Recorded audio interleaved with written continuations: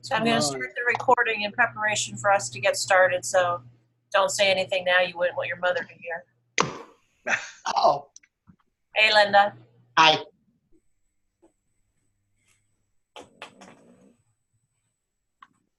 How are you, Linda? I'm well. How are you? I'm good. Made it back from the Great North for the Thanksgiving holiday without incident, which is always a good thing. The pictures on Facebook were nice. Mm-hmm. We had 23 for dinner. Nice.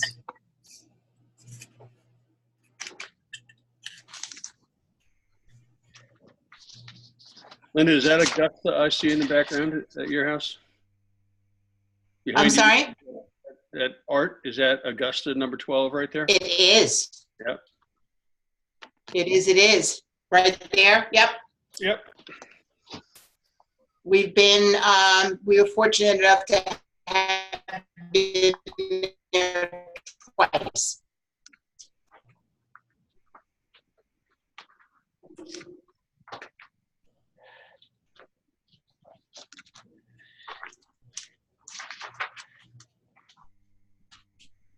Alrighty, so if we have some other folks come in, that's great.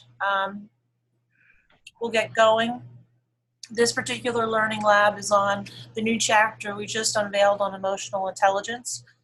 Just for the sake of background noise and things of that nature, if you want to mute yourself and then unmute when you want to come in for comments or questions. Some of you were a part of the Power Summits that we unveiled. The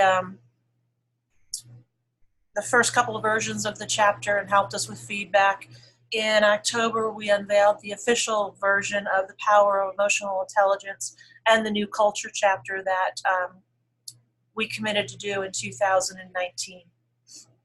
And this one is about power of emotional intelligence. Some of you have seen the chapter, some of you have not. So I'm going to kind of address pieces that will hopefully be meaningful to those of you who are listening and seeing this for the first time, or you've looked at it and we can have a conversation.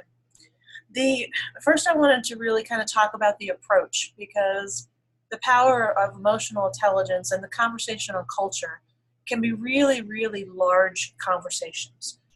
A lot of people in the professional world understand conceptually what emotional intelligence is. Some folks have gotten certified on it. But sometimes in a day-to-day business application, it becomes a very heavy conversation, and the small to medium-sized companies are looking around the room, okay, great, in concept it makes sense. In concept, how can you not agree with it? But what the heck am I going to do with it? And how do I know that it's going to even work? So our approach with both of these chapters was to make it understandable, make it usable, communicate the significance of emotional intelligence, help people understand where emotions and feelings really come from, why it's important to know that, and then also make it actionable. So what are some of the characteristics of someone who has a high level of emotional intelligence? What does it look like if somebody doesn't? What are some of the characteristics that if you're managing a team or you're leading a team that you should be looking for, so that you can talk to if it's a conversation that makes sense? And then putting together some very specific action steps. So if your team is not where you want it to be, or teams, on the emotional intelligence scale, what can I do about it? Because just having a 30,000-foot conversation about it's important, we wanted to address an approach that answered the question, so what? Let's give a working day knowledge of why it's important, how you can measure it, and then what you can do about it, so that you can see how you're progressing. Jerry Houston and he was on first, was talking about a client in one of the projects and how they're measuring results. That's a big part of what we are focused on in these two chapters.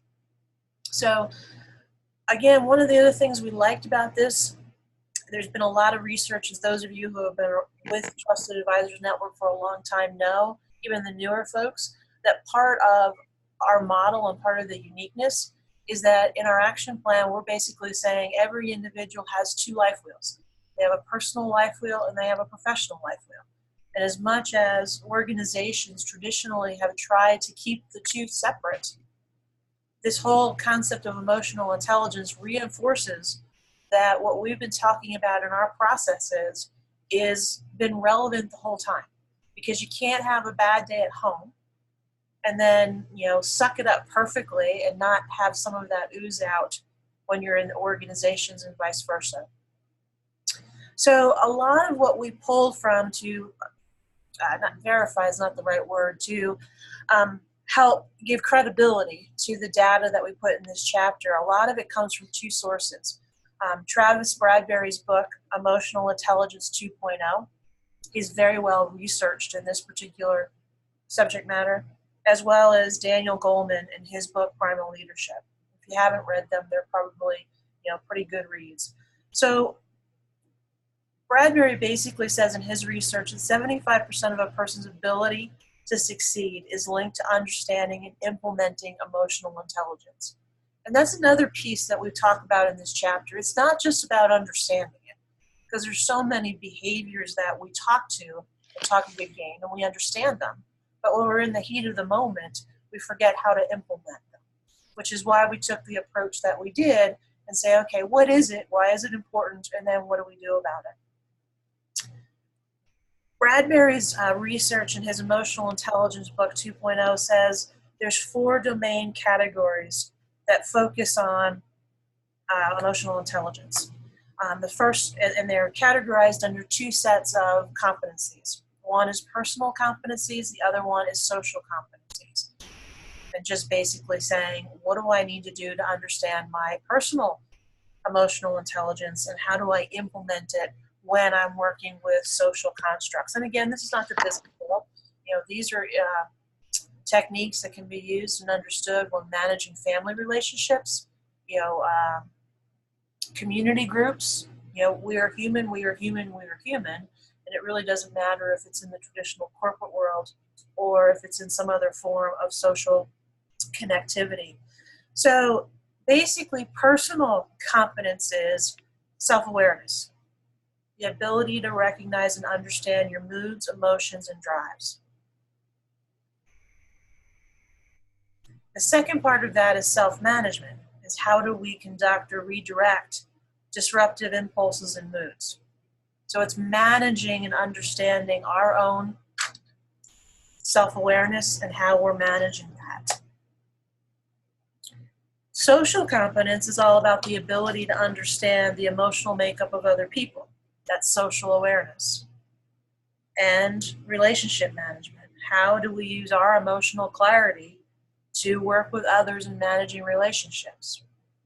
One of the big pieces that we put in this particular chapter, and we dwelled on it on purpose, is that the whole concept that every individual is 100% responsible for their emotions and feelings. So many people have a tendency to believe that their emotions and the feelings that they are experiencing are coming from outside situations. The 2 examples that are used in the chapter, the whole stigma of that emotional connection of going to the gym. We put ourselves through these miserable attitudes and feelings because the gym makes us feel like crap, because we feel guilty, we don't feel like we are physically where we need to be. So guess what? It's the gym's fault, and that's not the case. It's all the messages that we are sending to ourselves. One of the other examples that's used in the chapter is that you may have had a conversation with a family member or a friend where they were revisiting how they were driving along, and all of a sudden they got very emotional because a song made them sad and they started to cry. It's not the song. It's the experiencing of having that emotional connection to the song that's giving you a physical outlet. So it reminds you of something happy, it reminds you of something sad, it may remind you of a person, a place.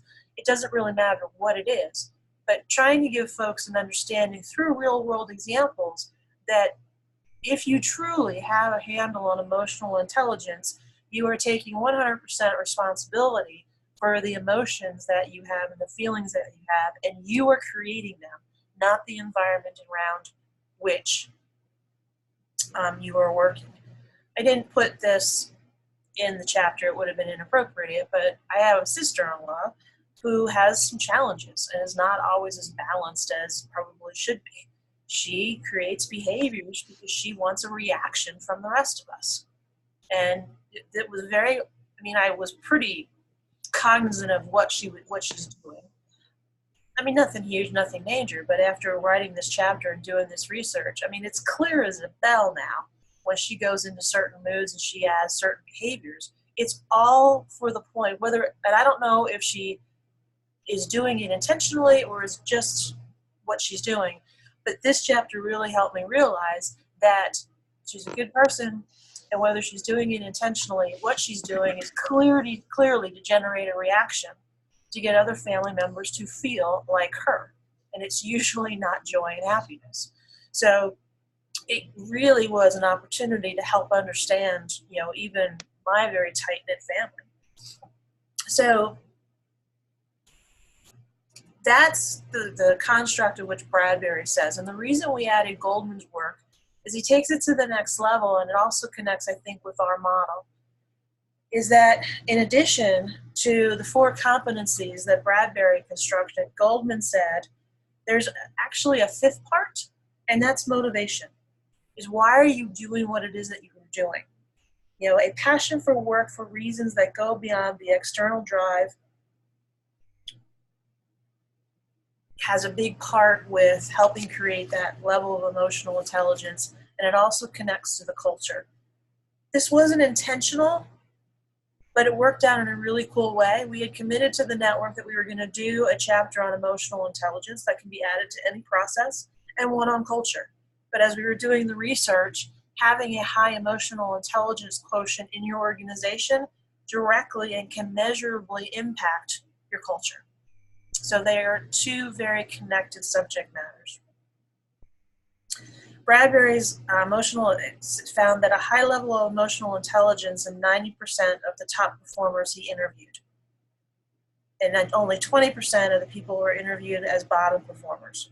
So it really does make a significant, and it's a measurable difference. So having this kind of ethereal conversation about what emotional intelligence is, you can get it down to some very measurable outcomes. If you haven't seen the chapter, there's a case study. It is a trucking company that is focused in the United States and Canada. They have 379 terminals and more than 26,000 employees, and they literally conducted over a 3-year period of time some experiments that achieved the following, because they were really trying to impact safety. And over that 3-year period of time, they had a financial savings of $6 million. They decreased the number of injuries by 43% annually, and decrease the number of accidents by 41% annually. This case study is not even 2 years old. And if it's meaningful to a client, if you ask me the name of the company right now, I'd have to check my original notes. But it's a public case study. I mean, I certainly didn't do a special interview with this particular organization. So if it's meaningful to your client, I can get you that information. So you just kind of listened to me jabber for about 10 minutes. Anybody have any questions or comments before we continue? Yeah, I have one, and thank you for that. This business about being 100% responsible for emotions and feelings. Uh-huh. I pretty much agree with that. I believe you're 100% responsible for how you act. You can't help your feelings or your emotions many times, but you can control the way in which they come out of you. Is that part of the statement you made? I would be anxious to hear other people's reactions, but sharing with you my personal story with my sister-in-law, Kim, I believe it's 100% you may not want to feel what you're feeling in that moment, but I've used this little case study in my own family as a way to say, I now understand how to react because it was a reaction. So we're human, so you're not going to be perfect all the time, but I have seen it.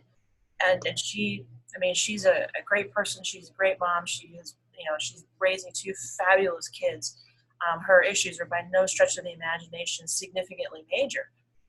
But I now know how not to let those buttons get pushed, which allows me to have 100% control of the fact that I know why you're going there. I can take it from an emotion to an intellectual conversation in my own head that said, now I have a better understand why you're doing that. And have a nice day, do it, but I'm not going to react the way you want me to react. Other opinions. So Tammy, you had the personal power to control your own reactions and be responsible. But do you think your sister-in-law has that level of personal power? And therefore, can she be responsible for her own? No. So she can't. So not everybody can, right? So there's this personal power thing. But I also think it's a choice. Yeah, I guess I'm suggesting it's not, right? Okay.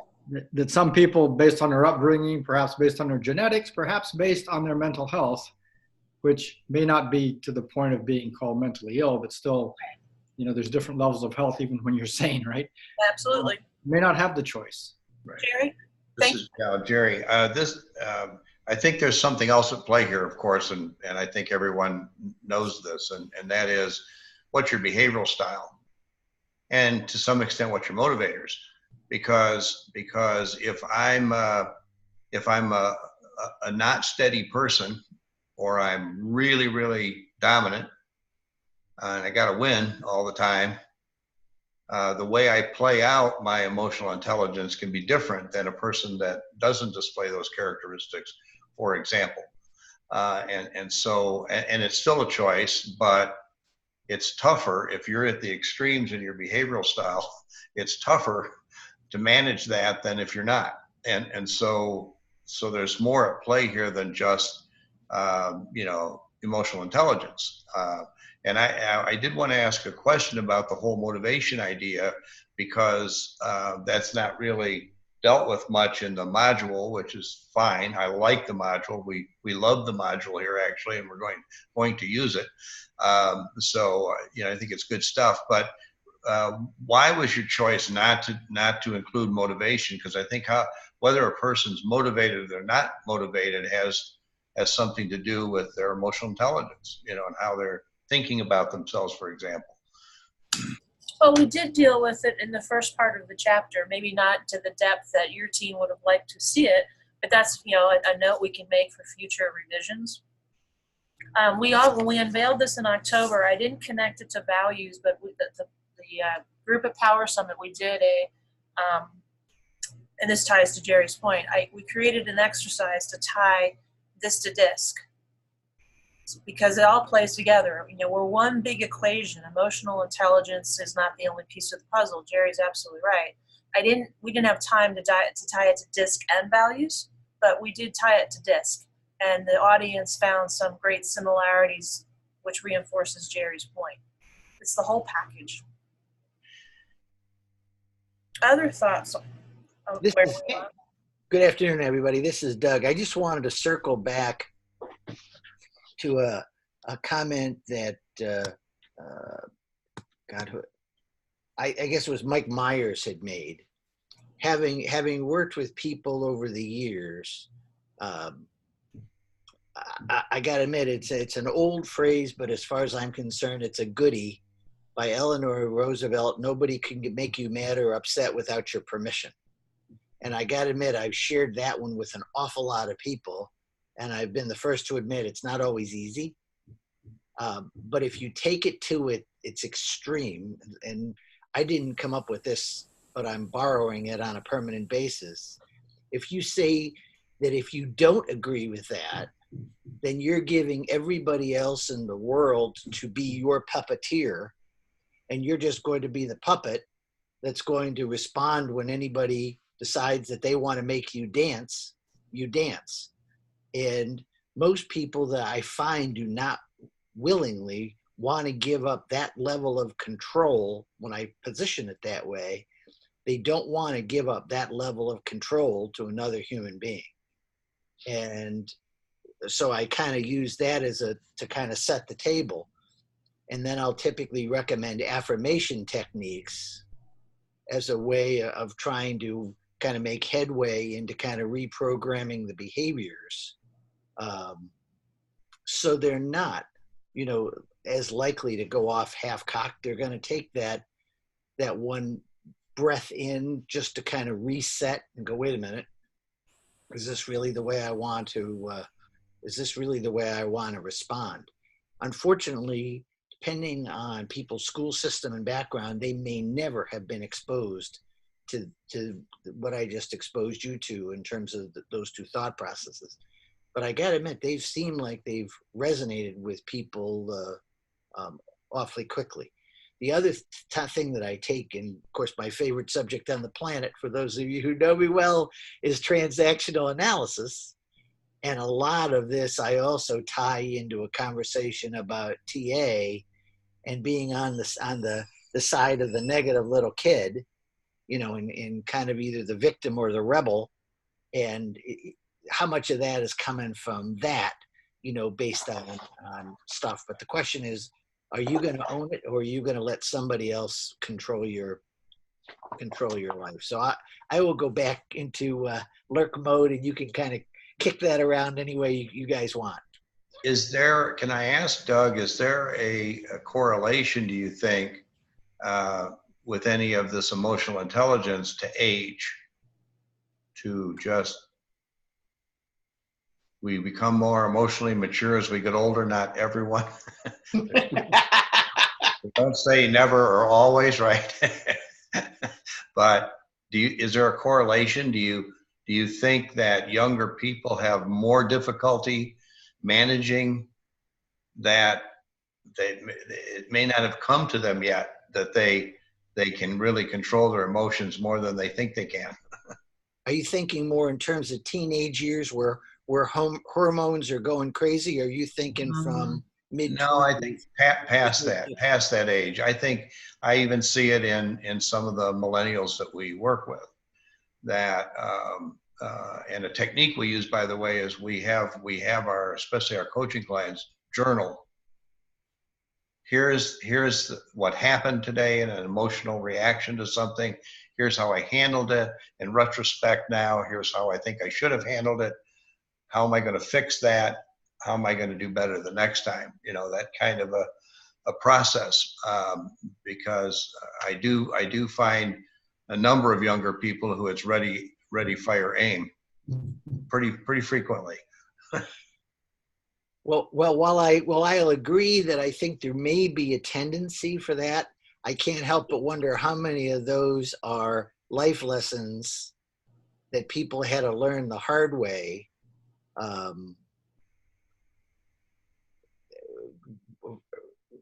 Whether versus, I'm not so sure whether it's a nature or nurture thing, or whether it's, yeah, if you've been beaten up over the course of enough time, every time that you kind of pop off faster than a bottle of cheap champagne, these are the negative consequences.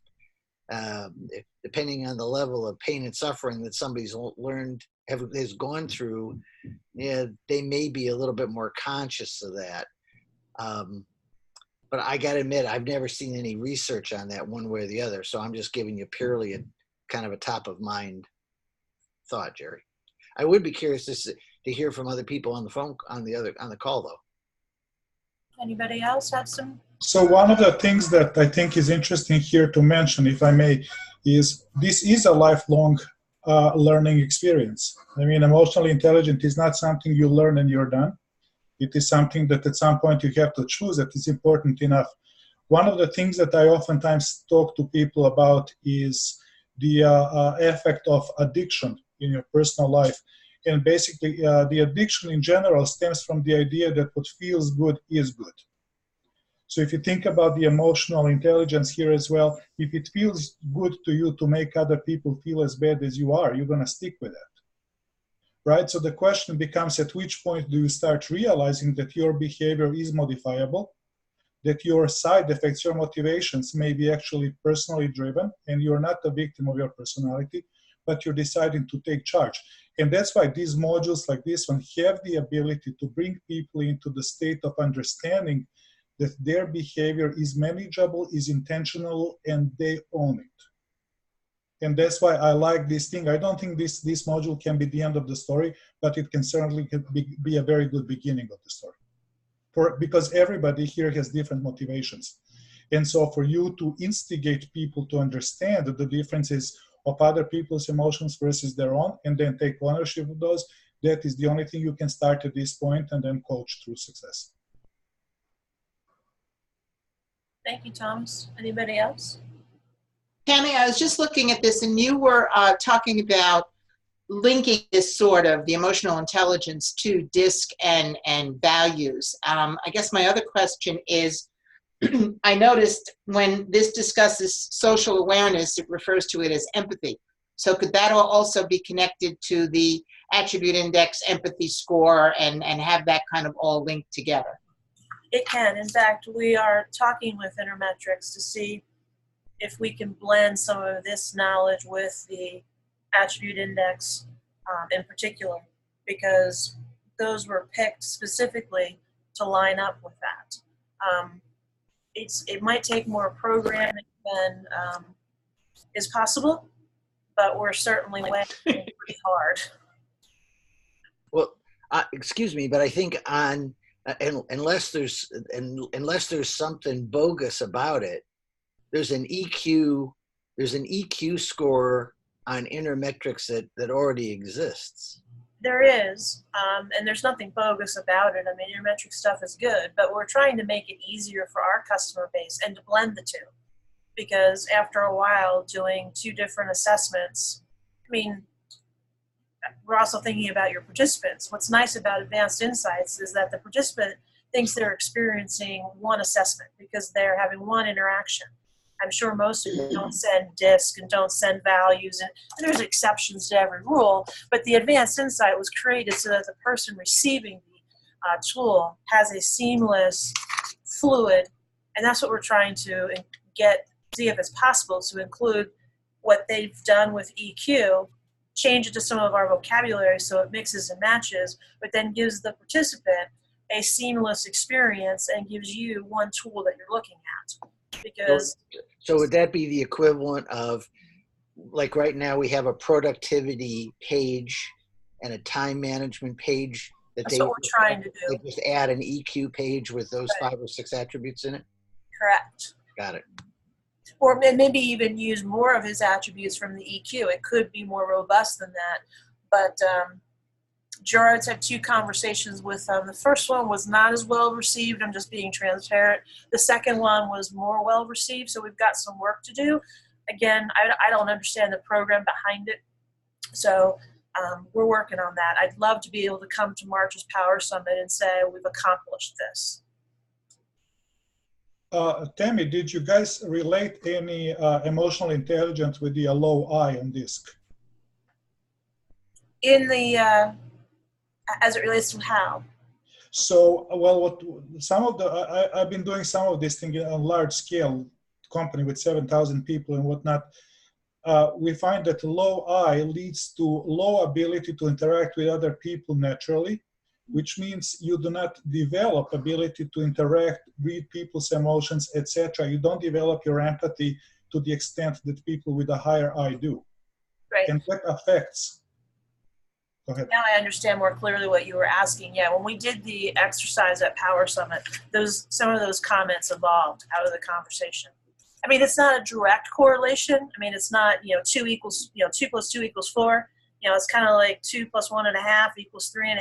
But it's a viable conversation. And to your point, Thomas, it's an opportunity to get someone to understand.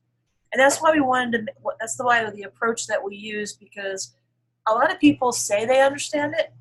Even managers and leaders say that they understand it because it's their job to say they understand it. But to your point, Thomas, what do I really do with it? And how can I use it as a learning opportunity? Because I absolutely agree with you. By no stretch of the imagination is this 11-page chapter the end-all on emotional intelligence. There's so much research out there. But we really wanted to make it conversational so someone who may not understand it or may not know how can really, if they want to, because it goes back to that choice, say, you know what? I didn't realize that I was doing this behavior because I want everyone to feel like me. That ties back to what Doug was talking about with transactional analysis as well. And I think there is some, and we have some evidence that when we see a behavior that quite figure out through the advanced trimetrics, or not trimetrics, but the advanced assessment or even through EQ, we go back to TA and we find out there's life position issues or there's something else in there that then explains the behaviors that we're seeing going on with someone in one of our client companies, for sure. So I think TA is grossly underappreciated. Yeah.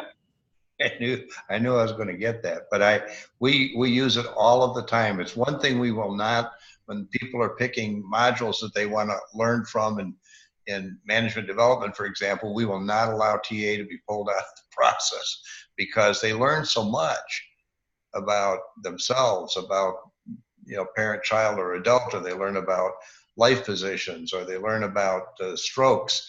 Or any of that, that it's just so powerful. And especially when there's conflict going on, you can't figure it out.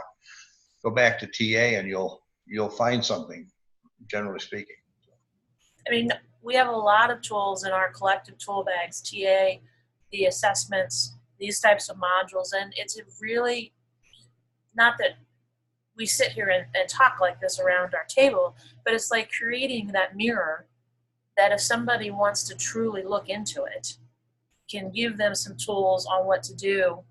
Some people are never going to take the image in that mirror and do anything about it for whatever reason, whether it's some illness that they just can't get past, some addiction. But there's so many people in so many environments that once they're exposed to that mirror in a gentle, non-toxic way, a lot of people step back and say, I didn't realize that that's why this was happening, and I kind of wanted to stop. And then you give them tools that allow them to say, here's what you can do about it. Because development is an ever ongoing process. Tom? Tammy, here's another tool.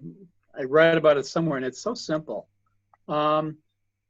It's a process called Name It to Tame It. And so I start with the conversation saying, okay, let's just agree that we're human. You're a human being, I'm a human being. And what's different about us? And if I get into Star Trek and talk about how Spock was not human and Data was not human, and how come they could be rational in times when everyone else was as human. The point is that as human beings, we are all capable of being overcome by our emotions. And if you think you're not capable of being overcome by your emotions, who are you kidding, right?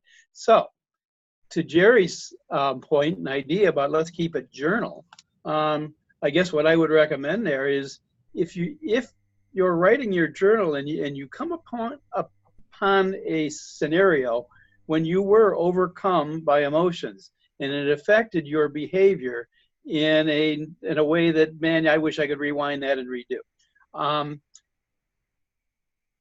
Consider getting them to say, okay, well, let's be more specific.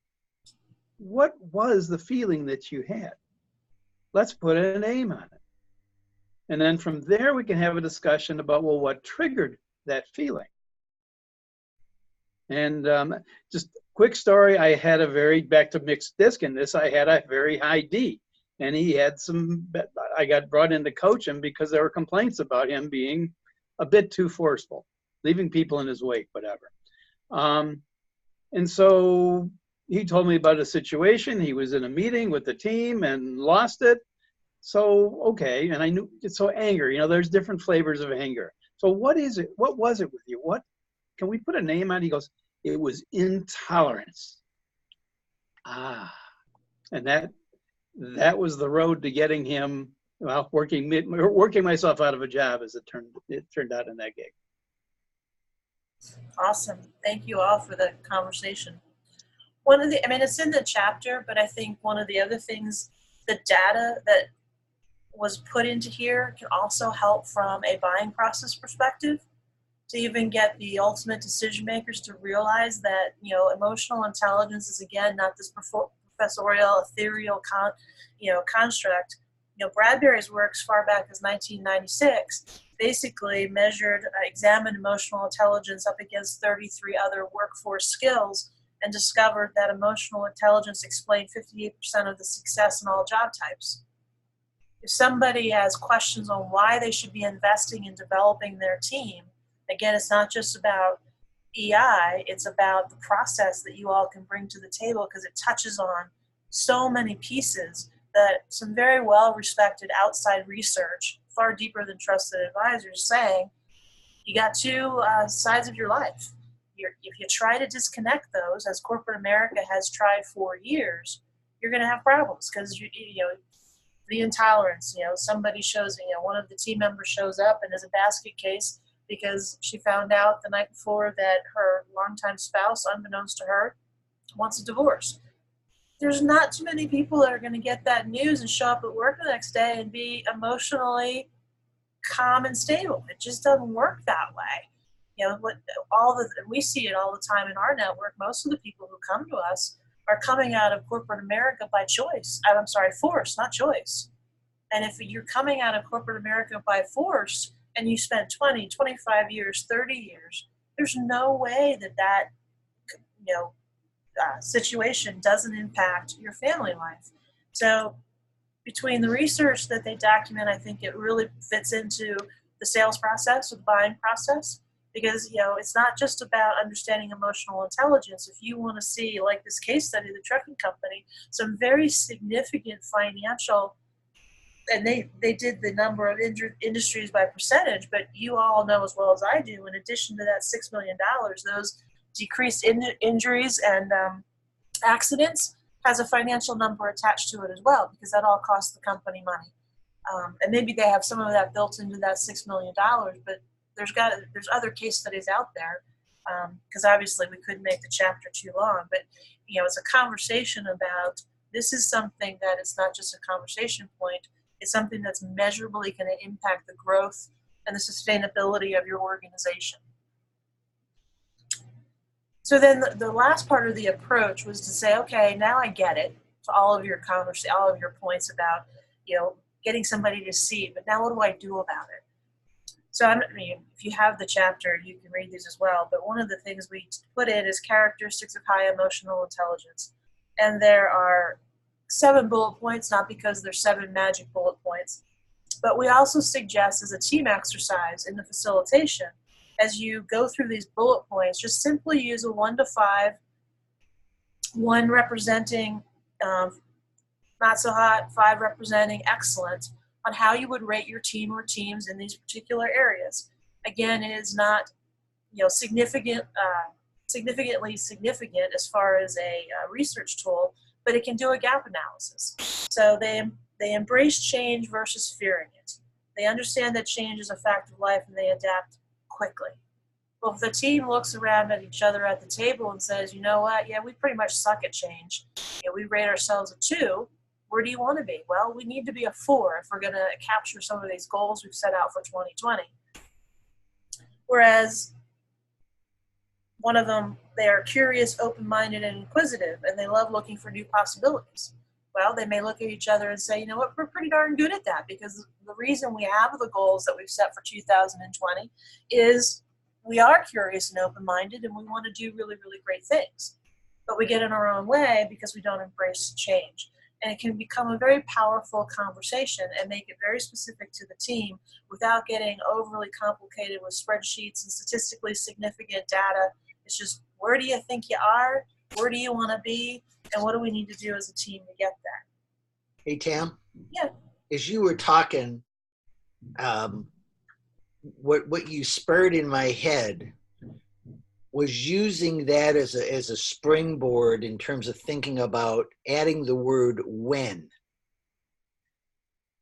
If you take, even if you go back to item number 1, you know, when do we typically embrace change and when do we not embrace change, so that you don't get into so you don't get so much of the argument of, well, are we a 3? Are we a 4? Are we a 2? Are we a 4.8? Because what we're really trying to do is really trying to bring it down to operating behaviors, right? Yep, no, that's a great, and it even simplifies it more. So when do we embrace change? When don't we? So the simple 2-part question. And, you know, most people think in stories. So to Doug's point, instead of getting bogged down into, well, I think we're a 2.5, oh no, I think we're a 3.5. It's like, we always seem to embrace change when this happens. and tell the story, and this is when we don't. So yeah, that's a cool exercise. So we give them examples of high emotional intelligence, and then obviously we need to have the opposite. So if someone is looking at the mirror and they want to do something about it, they know what to look for. So again, we've got some bullet points here. They're generally unable to control their emotions.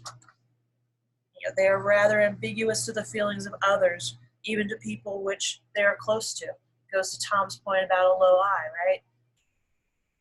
Or at least they appear ambiguous. They struggle to maintain good personal and professional relationships. They can be emotionally inappropriate. They typically create a poker face. They're all things that we know to be true. But again, it's not just having the chapter focus on here's what looks like good emotional, not good, high emotional intelligence. And we had strengths and limitations, and we changed those words because we wanted to take the qualifiers off that, if you do this, it's good, and if you do this, it's not so good. Because people who have low emotional intelligence already are beating themselves up as it relates to society says I should do X because it's perceived as good, and I don't fall into that, so it just gives me something else that I can beat myself up about. But then, like with all the things that we do, our goal is, okay, so if you care, what can you do about it? And we've got 10, and again, no magic number, is what can you do to enhance your emotional intelligence? And to Thomas's point, these by no means are the 10 things that are going to fix the emotional intelligence of a team, a company, or the world, but it gives somebody something actionable to do. Because I think that's the frustrating part. So, okay, I now identified that my emotional intelligence isn't as high as it should be, and I want that promotion as a team leader. What do I do about it? Because this is where it connects to the goal-setting model. And again, just to give you a couple of examples.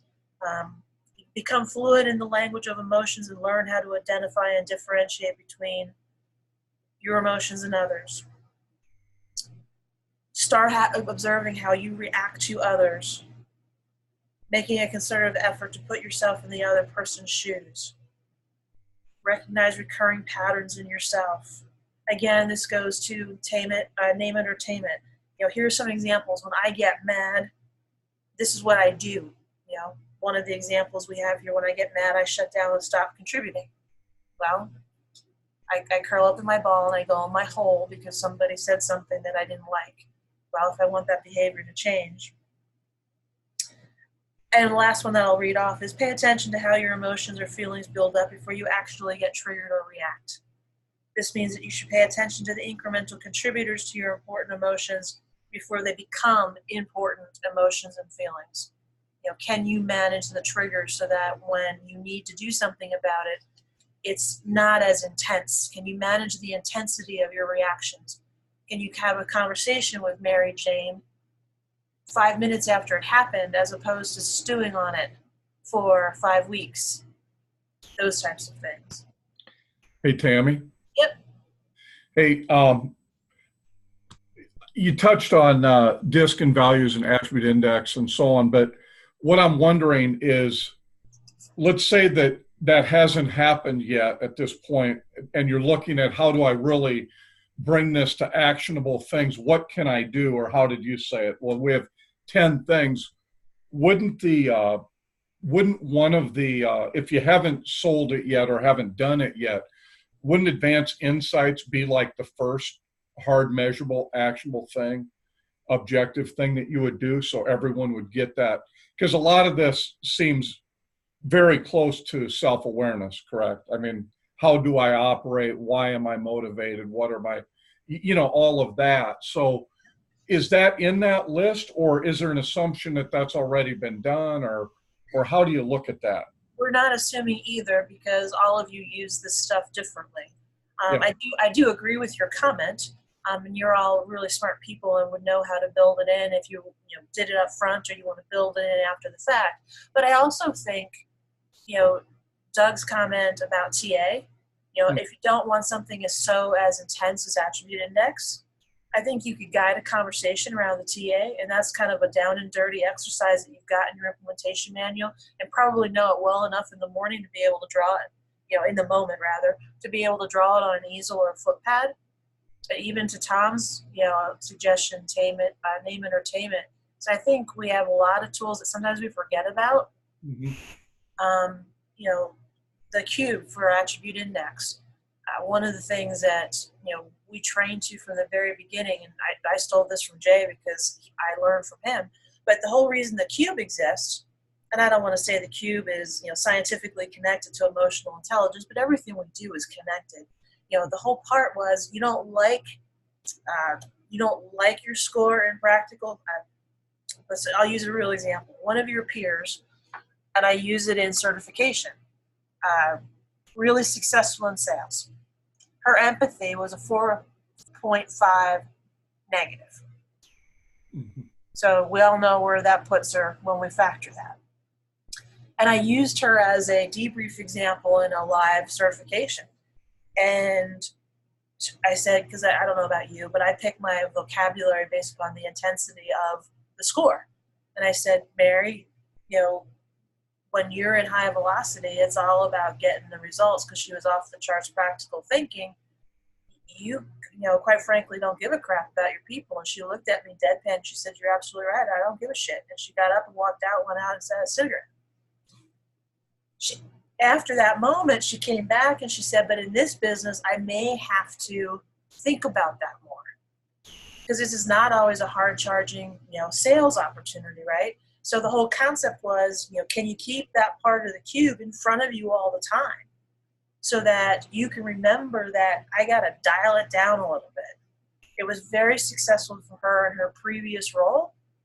But in this particular business, after she had the cigarette, she had the aha moment. It's like, maybe I need to think about that at a different level.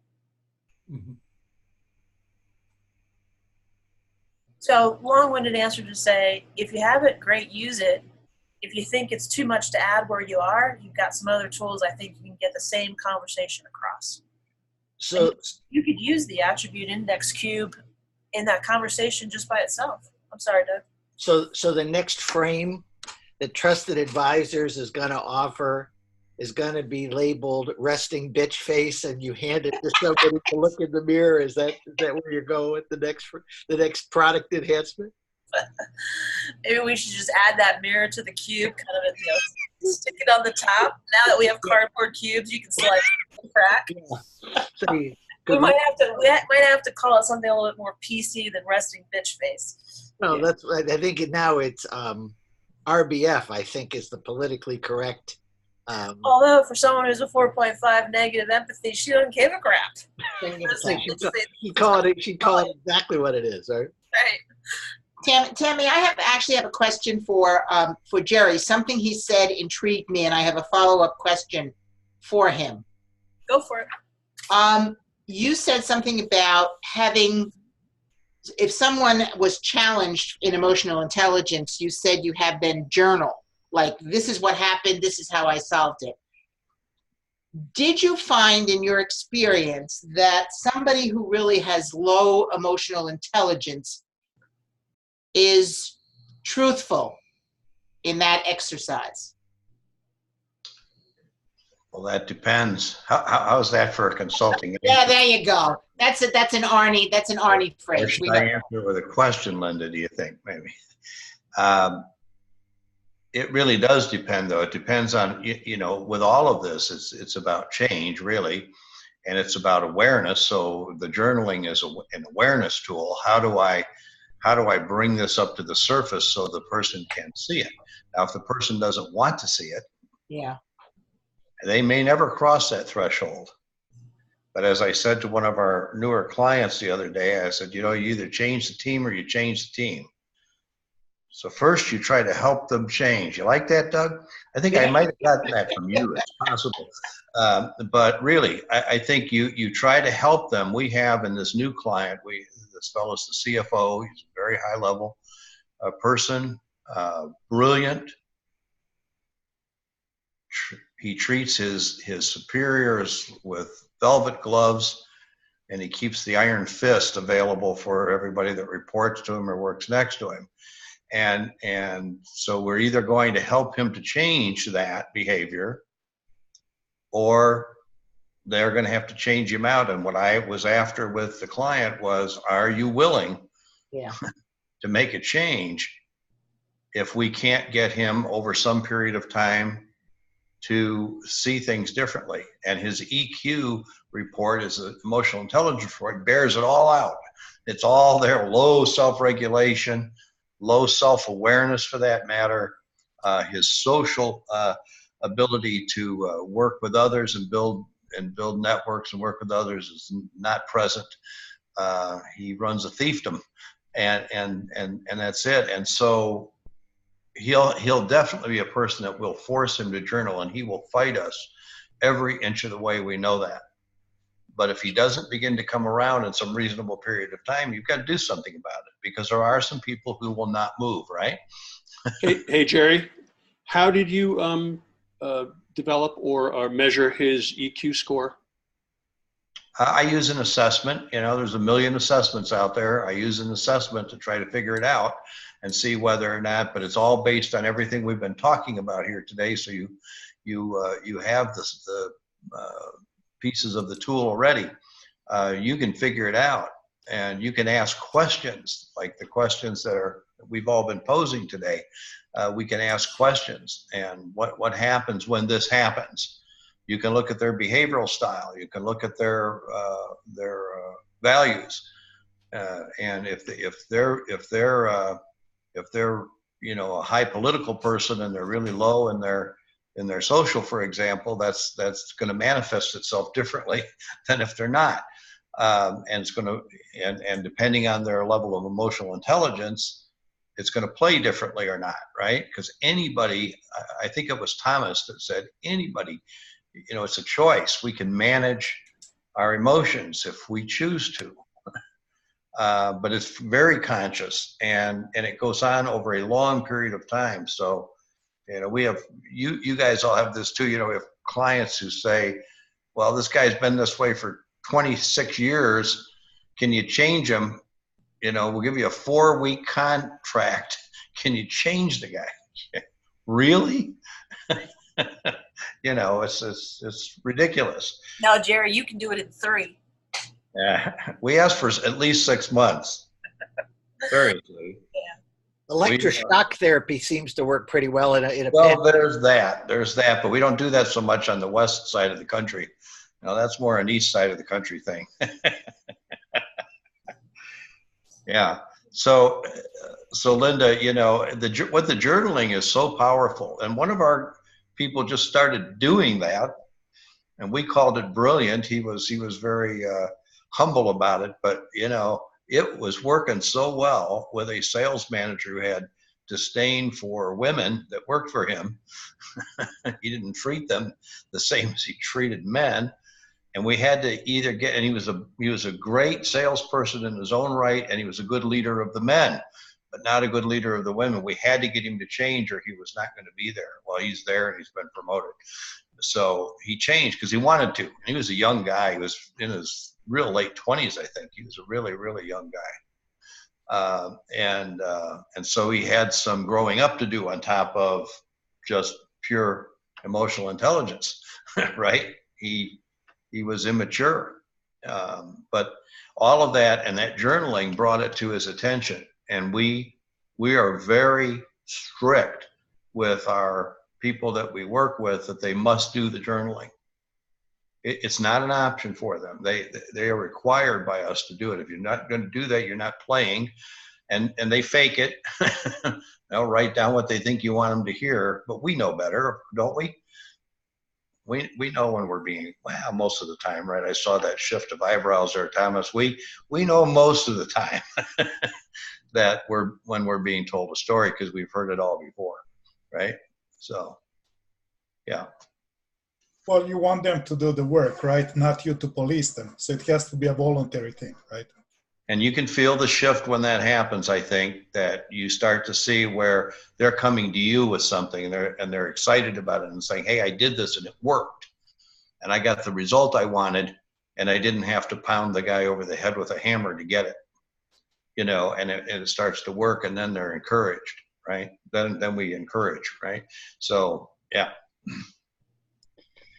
For what it's worth, the spot that I've watched some of the biggest breakthroughs take place, for real, is parents talking to their teenage kids. When they start to operate differently and they have a different conversation, or the teenager has not yet changed, but they're no longer punching the button or pushing the button of the person that we're coaching. Wow, that opens up that door like nothing I've ever seen. And think where their EI is, because it's not high. At least not in I raised 6 kids. It's not high. I mean, it's usually, this is all about me and not about you. So Jerry, you mentioned that you use children and parents, and that was another suggestion of getting some insight. Have you seen asking people who do not want to respond to you, yet you're on the contract, to involve their spouses? Has that ever happened? Yes. Is it common around our place? No. And I'm not saying that it is a given solution, but I have seen it at least in 1 or 2 cases as shockingly successful. Well, nobody speaks truth like your spouse or your significant other, right? We have people have their reports read by their spouses and they come back, oh yeah, that's definitely you, even when they're in denial, right? They themselves are in denial, so we know that's true. Yep. Awesome, great discussion. We've got, to be respectful of the time allotment, we've got about 2 minutes. Anybody have any other comments or questions? No, other than that journal was something new to me today that I will try to build into the program. Awesome. Any other takeaways anybody would like to share? I would like the thing that comes to mind always is that, you know, whatever materials we have are not meant to be the be all and the end all of everything. It's the start of a conversation, and you need to build on that however you need to build on that, and take it where your client needs for it to go.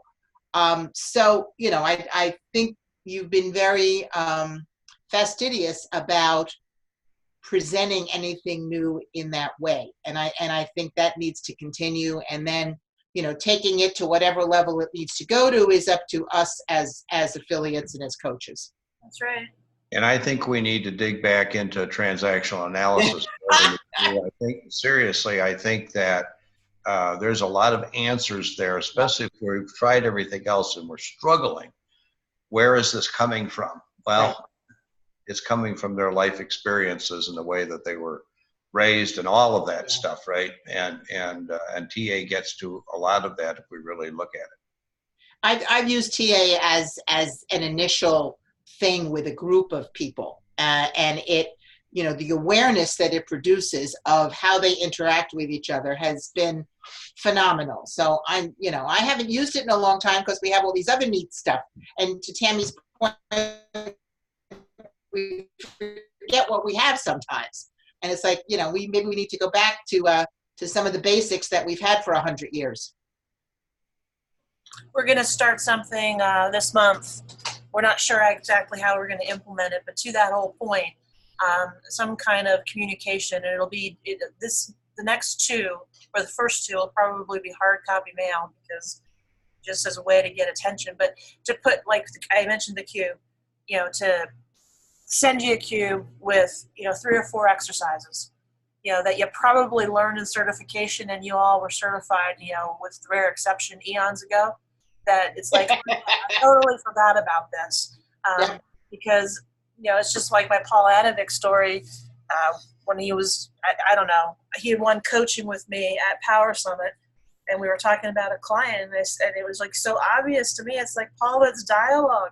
And he goes, oh my God, this dialogue. And he's been the advocate for dialogue ever since we had that conversation. It was just simply because it wasn't top of mind, and he didn't use it on every project. Not saying you should, because it's not appropriate, but I think as part of these types of learning opportunities to help remind each other that something as simple as TA that doesn't cost you a dime can be a really powerful exercise, or a cheap cube that says, you know, keep the the bitch mirror in front of you, and you know, you might have people like you. So I really appreciate the participation. As always, it is being recorded, and it will be up on the Learning Labs tomorrow. Doug, if we're doing our 4 o'clock, I suggest we stay here, but I can't with the recording, so I'll pop on the other one. Yep. Anybody have any final thoughts? Jerry Houston, good to see you. Hey, good to see everybody. And Tammy, thanks for this. This is a good discussion. And emotional intelligence is a big issue out there. Yeah, it really is. Big issue. Personally and professionally. So it was great to see all of you. We got to see some people that we don't see on a regular basis, so that's awesome. Take care, guys. Merry Christmas. Happy birthday. Happy holidays. Bye-bye.